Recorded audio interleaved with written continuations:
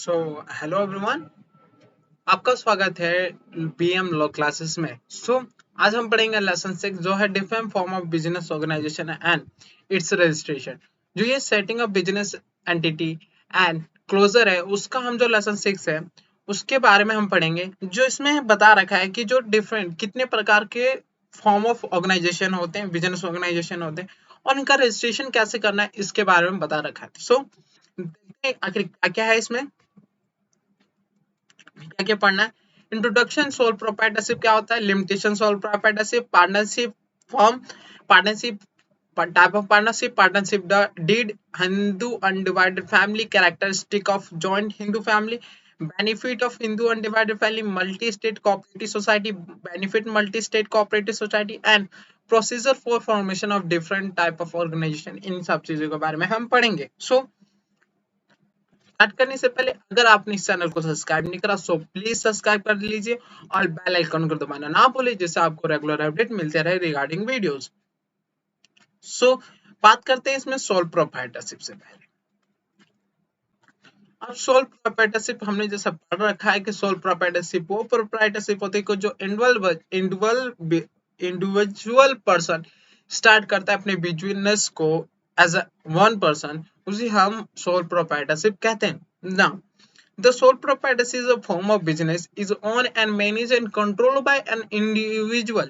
He has day-to-day responsibility for running of business. He has arrange a capital for business and alone is responsible for its management. He is therefore the entitled to profit and he has to bear the loss of business.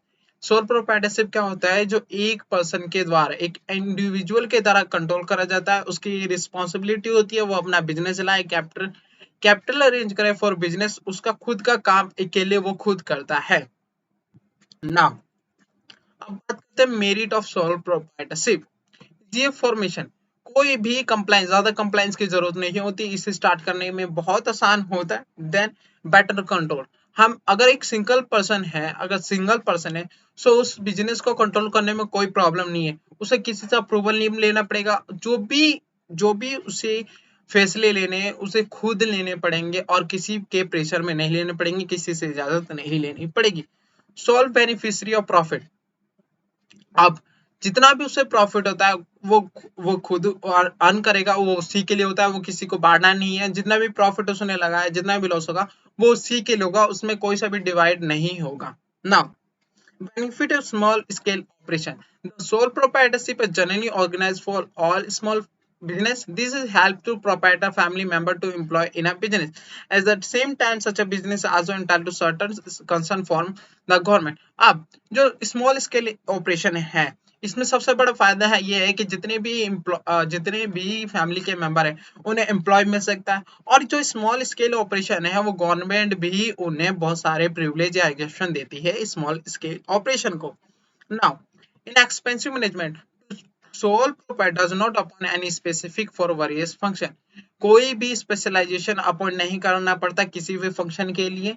एक individual पूरा control करता है एक business को। अब हो गई ये एडवांटेज, मेरिट्स हो गए। अब बात करते हैं limitation for sole proprietorship. Limitation of management skill, एक सिंगल पर्सन के पास एक ही स्किल हो सकता है, ज्यादा से ज्यादा 3-4 हो सकते हैं, मगर हर एक फंक्शन के लिए हर स्किल नहीं हो सकता, इसलिए एक सोल प्रोप्राइटरशिप में एक इंडिविजुअल के पास लिमिटेशन स्किल होती है। Limitation of resource, second is limitation of resource. अब एक सिंगल पर्सन है, अगर कैपिटल उसे लगा कि ज्यादा चाहिए तो कहाँ उसे अपने फ्रेंड से मिल जाएगा, फ्रेंड से रिश्ते रिलेटिव से मिल जाएगा, मगर और कहीं से उसे नहीं मिलेगा और कोई पार्टनर नहीं होगा, इसलिए उसके लिए रिसोर्स बहुत कम है अगर फंड रेज करने हैं। अनलिमिटेड लाइबिलिटी, अगर कोई भी लॉस होता है तो ऑनर ही देना पड़ेगा, वो लॉस डिवाइड नहीं हो सकता कि क्योंकि पार्टनर है नहीं, वो खुद एक पर्सन अकेला है और उसे ही बिजनेस चला रहा है, तो प्रॉफिट भी उसी का होगा तो लॉस भी उसी का होगा। अगर कोई भी कंपनी में नुकसान होता है तो उसी को पे करना पड़ेगा, इसलिए उसकी लायबिलिटी भी जो है अनलिमिटेड होती है। Lake of continuity, sole proprietorship में अगर ऑनर की डेथ हो गई तो नॉमिनी, अब नॉमिनी से आगे कोई नहीं जाता। क्या होता है कि जो कंपनी है एलएलपी है, अगर उसमें डेथ हो जाता है पार्टनर या मेंबर या फिर डेजिग्नेट पार्टनर का, तब भी कोई भी इफेक्ट नहीं होता कंपनी पे। वैसे मगर अगर सोल प्रोप्राइटरशिप की बात करें तो अगर ऑनर की डेथ हो जाती है तो वो परमानेंटली क्लोज हो सकता है सोल प्रोप्राइटरशिप, जब तक कोई फैमिली मेंबर उसे संभाल ना ले एज अ नॉमिनी ना। ये हो गया सोल प्रोप्राइटरशिप। अब बात करते हैं, अगर हमने सोल प्रोप्राइटरशिप फॉर्म एक ओपन ही कर लिया, उसके लिए हमें क्या क्या चीज की जरूरत होगी, कहाँ का रजिस्ट्रेशन करवाना पड़ेगा ना। Procedure for formation of sole proprietorship form. However, in actual practice and keeping in mind the nature of business activity, registered may be required following enactment as prevailing in respect of state of the servant or of central government। हमें ज्यादा company act में, limited liability partnership act में, tax department में यहाँ ज्यादा हमें registration की जरूरत नहीं होती। हमें बस कुछ रजिस्ट्रेशन लेने पड़ते हैं। वो रजिस्ट्रेशन क्या है? Shop and establishment, shop and commercial establishment act जो 1948 दे रखा है, shop and commercial establishment act, उसमें रजिस्ट्रेशन करवाना पड़ता है। Law relating to tax, professional tax, उसमें registration under the micro small and medium enterprise development act 2006 में registration as a small scale industry, उसमें रजिस्ट्रेशन। जीएसटी रजिस्ट्रेशन, हमें GST number obtain करना पड़ता है, इसलिए रजिस्ट्रेशन करवाना पड़ता है। And intellectual property, trademark, copyright, design, ये सारी चीज ऑब्टेन करनी पड़ती है अगर हमारा रिलेटेड है इन सब चीजों से। यही कुछ, और बस कंप्लायंस हमें फॉलो या फिर रजिस्ट्रेशन फॉलो करना पड़ता है, जब जाके हमारे एक सोल प्रोवाइडरशिप फॉर्मेशन हो जाता है। नाउ अब बात करते हैं पार्टनरशिप फॉर्म की। Simple, a partnership firm is an association of person, क्या है ये? Association of person who agree to combine their financial resources and managerial ability to run a business and share profit and agree to ratio। Simple सी बात है कि association of person है, मतलब कुछ लोग इकट्ठे होके अपने जितनी भी कैपिटल कंट्रीब्यूशन है, जितनी भी स्किल है, वो किसी चीज में लगाते हैं और अपना बिजनेस स्टार्ट करते हैं और आपस में उस बिजनेस का प्रॉफिट डिवाइड कर देते हैं, उसे कहते हैं पार्टनरशिप। नाउ अब गवर्न की बात करते हैं। According to as per section 4 of the Indian Partnership Act, partnership is a relation to between a person who have agreed to share profit of business carry on by all or any of them acting for all। या सब लोग मिलके बना रहे हैं या फिर कोई पर्सन सबके लिए काम कर रहा है, उसे पार्टनरशिप फर्म कहते हैं। नाउ पार्टनरशिप कहते हैं person who have enter into partnership with another one another are called individually partner and collectively firm. अगर कोई एक सिंगल पर्सन इंडिविजुअली एंटर कर रहा है पार्टनर में, उसे पार्टनर कहते हैं, और अगर कुछ लोग जब मिल जाते हैं तो उसे हम पार्टनरशिप फर्म कहते हैं। नाउ सेक्शन 4 हो गया। अब बात करते हैं section 8। Particular partnership means a person may be become a partner with another partner in particular adventure or undertaking। किसी पर्टिकुलर पीरियड के लिए एक पार्टनरशिप फॉर्म स्टार्ट किया जा सकता है अकॉर्डिंग टू सेक्शन 8। अब बात करते हैं होल्डिंग आउट। होल्डिंग आउट क्या होता है कि कोई भी पर्सन, वो रियल में तो नहीं है मगर रियल जता रहा है कि वो एज अ पार्टनर वर्क कर रहा है। इट मीन्स, अब बात करता हूँ, कोई एक पर्सन है, उससे अगर वो पर्सन पार्टनर है कंपनी का, हाँ, मगर उसका जो लॉस है कोई और पार्टनर पे कर रहा है एज अ पार्टनर, मगर वो रजिस्टर्ड नहीं है कि वो पार्टनर की तरह वर्क कर रहा है, मगर पे कर रहा है लॉस किसी और पर्सन का, सो उसे हम कहेंगे एक होल्डिंग आउट पार्टनर है। समझने का सबसे अच्छा तरीका था।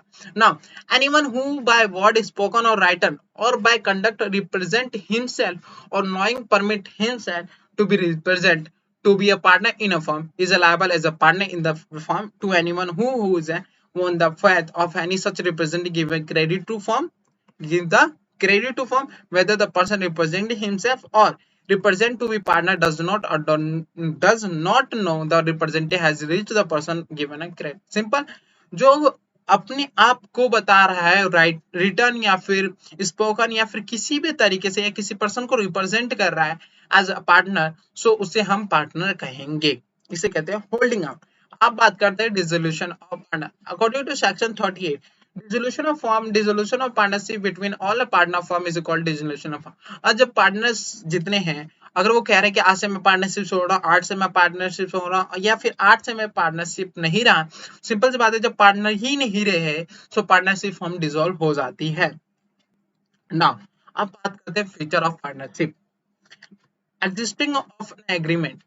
Partnership is a form on the basis of agreement between a two or more person to carry on business. It does not raise out of operation of law in a case of joint Hindu family business. The term and condition of partner are laid down in a document known as a partnership firm.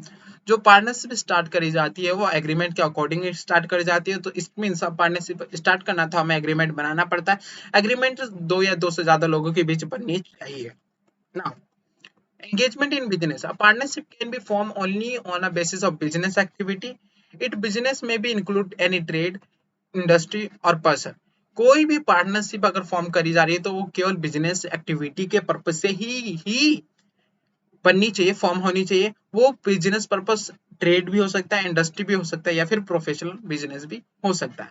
Sharing of profit और loss, simple सी बात है, जब partnership form है तो आपस में जितने उन्होंने रेशियो एग्रीमेंट में दिए उसी के हिसाब से आपस में शेयर प्रॉफिट भी करेंगे और लॉस भी प्रॉफिट करेंगे।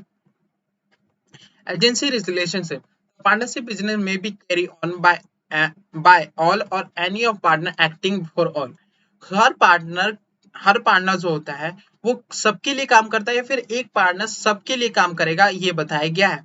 सो each partner is a principal and so act as his own right. At the same time he can act on behalf of other partner as their agent. Thus every partner can bind the firm by his act. कोई partner कभी भी principal हो सकता है, कोई भी partner कभी भी एजेंट हो सकता है किसी और पार्टनर।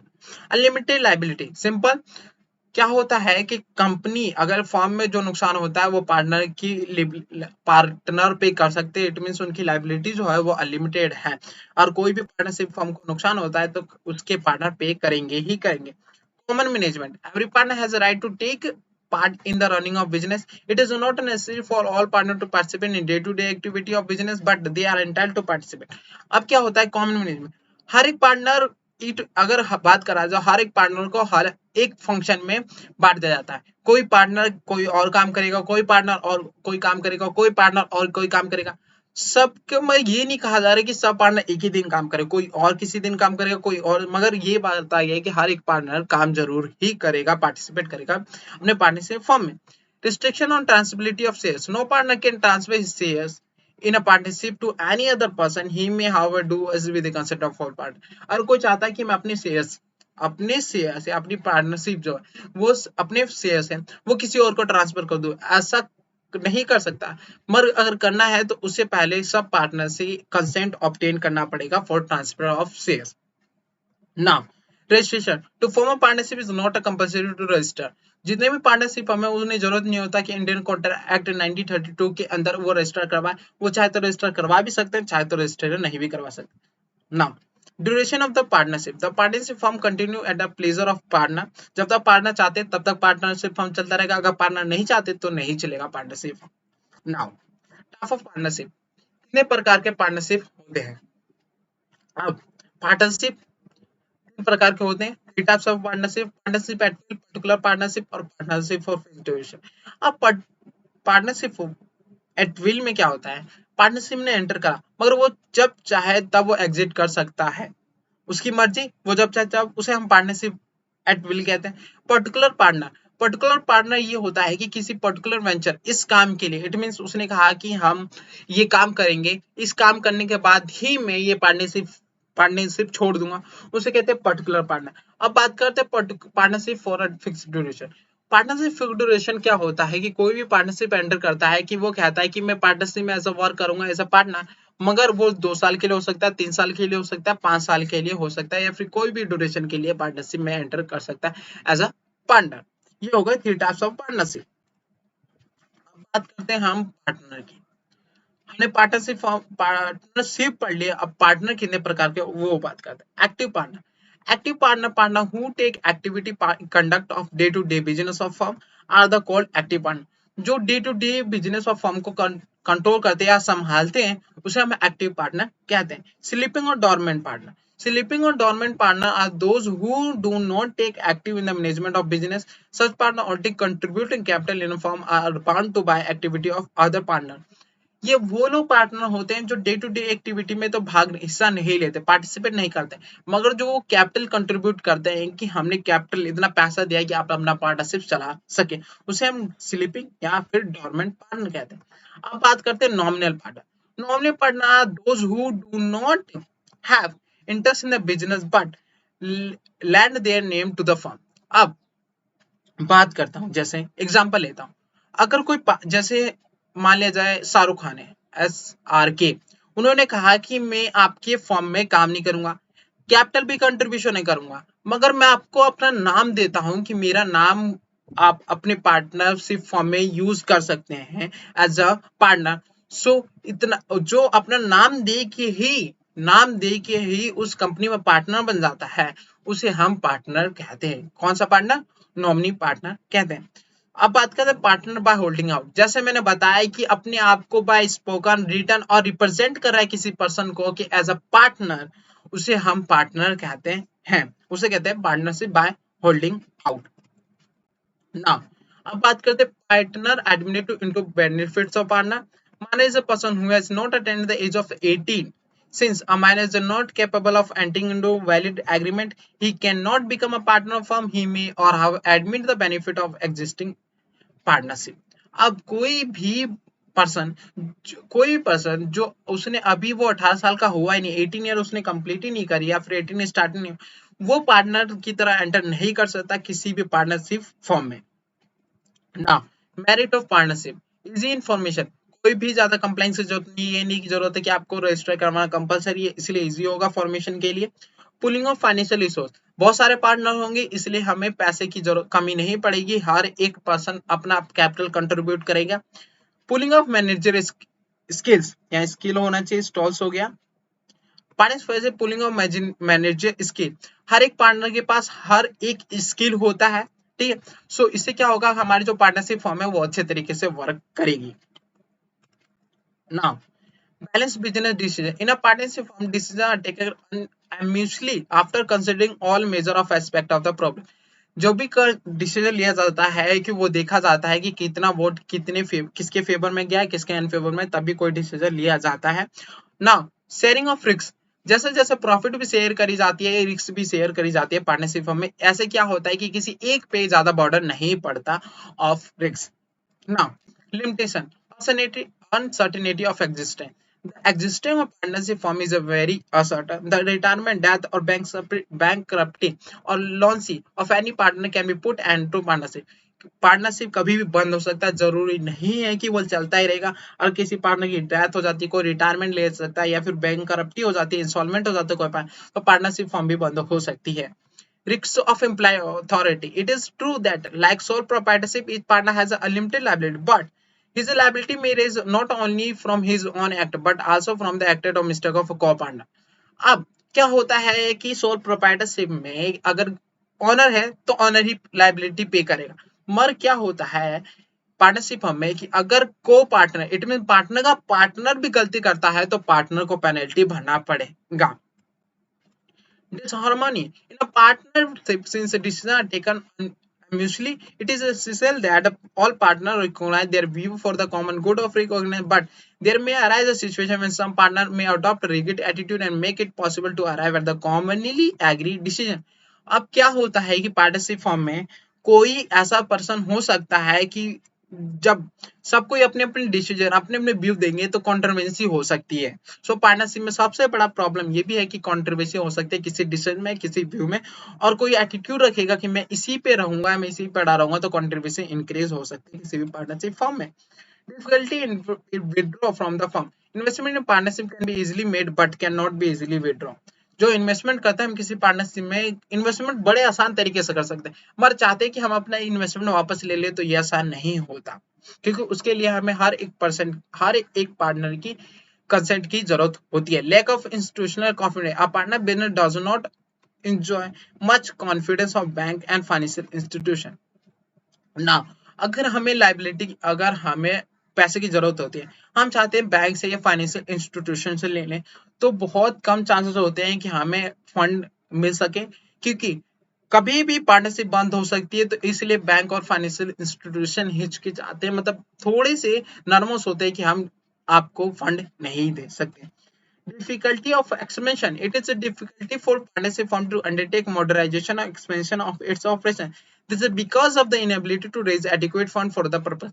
Expansion और अपना चाहते हैं कि हम पार्टनरशिप बड़ा कर सके, ज्यादा हम बढ़ा सके, हम नहीं बढ़ा सकते क्योंकि हमारे पास वो फंड है वो पर्टिकुलर होता है, हमारा कोई बैंक नहीं दे सकता, कोई फाइनेंशियल इंस्टीट्यूशन हमें लोन नहीं दे सकती। नाउ बात करते हैं पार्टनरशिप डीड।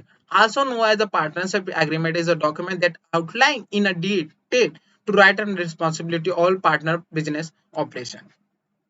ना अब कुछ पार्टनरशिप में कुछ क्लोजेस होते हैं, उन क्लोजेस की बात करते हैं। पहला, definition and vital information.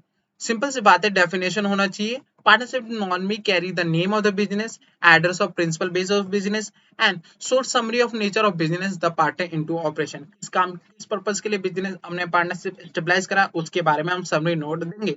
Investment, किस पर्सन ने कितना इन्वेस्टमेंट करा इसके बारे में हम बताएंगे। Accounting, the partnership did provide for acceptance method of accounting of for the cash flow, profit and loss and accessibility and liability of business।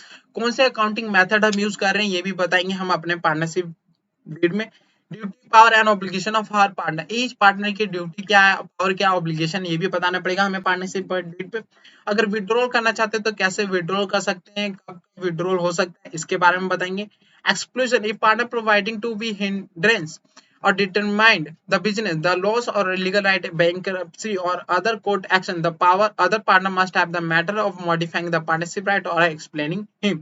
Dissolution, कब डिसोल्यूशन हो सकता है, आर्बिट्रेशन, कौन आर्बिट्रेशन है इसके बारे में बताना और लिखा होना चाहिए एक पार्टनरशिप डीड में। Now, a partnership inadmissible since falling right denied or unregistered partner। अगर कोई पार्टनरशिप फॉर्म चाहती है रजिस्ट्रेशन करवाना तो वो इंडियन पार्टनरशिप एक्ट 1932 के अंदर रजिस्टर कर सकते हैं, मगर अगर रजिस्ट्रेशन नहीं करवाए तो क्या क्या नुकसान हो सकते हैं पार्टनरशिप फॉर्म को उसकी बात करते हैं। A partner can not file in any court against the firm or other partner for the enforcement of any right arising from a contract or right conferred by the partnership act। अगर कोई भी right कोई भी किसी भी person की partner की अगर राइट एनफोर्स अगर उल्लंघन करा जा रहा है, कॉन्ट्रवेंशन करा जा रहा है तो कोई पार्टनर कोर्ट के पास नहीं जा सकता उस चीज को लेके अगर उस पार्टनरशिप हमने रजिस्ट्रेशन नहीं करवाया under Indian partnership act 1932। Then right arising from the contract can not be enforce in the court. अगर कोई भी राइट अराइज हो रहा है by court, so contract, so वो नहीं जा सकती कोर्ट के पास उस चीज को लेके। फर्दर, फ्रॉम और any partner can not claim set of, कोई भी सेट ऑफ नहीं क्लेम कर सकता। अगर किसी को ज्यादा नुकसान हुआ तो कह दे कि वो मुझे सेट ऑफ मुझे अपना वो क्लेम करवाना है सेट ऑफ, तो वो सेट ऑफ नहीं करवा सकता अगर उसने रजिस्ट्रेशन नहीं करवाया।